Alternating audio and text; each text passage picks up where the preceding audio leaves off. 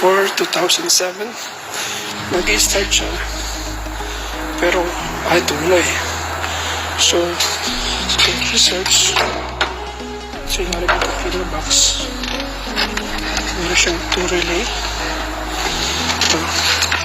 Pinagpalit ko siya. Umandar siya. So, yun ang sira niya. Papalitan namin ng relay under the ECM ng computer box. Galing ito sa ibang shop eh. So, doon nila rito with check engine light. So, alis ka namin. Wala naman lumalabas na ano. Puro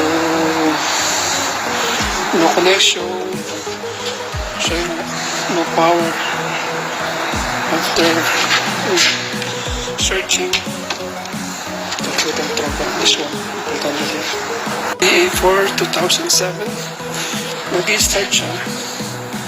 Pero ay tuloy. So, click research. So, yung ng computer box. Meron siyang 2 relay. Ito. Pinagpalit ko siya. Umandar siya.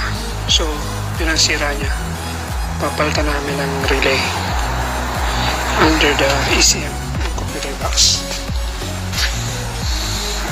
Galing ito sa ibang shop eh. So, doon nila rito with check engine light. So, alis ka namin. Wala naman lumalabas na ano.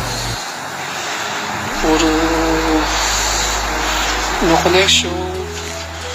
So, no power. After searching, this one.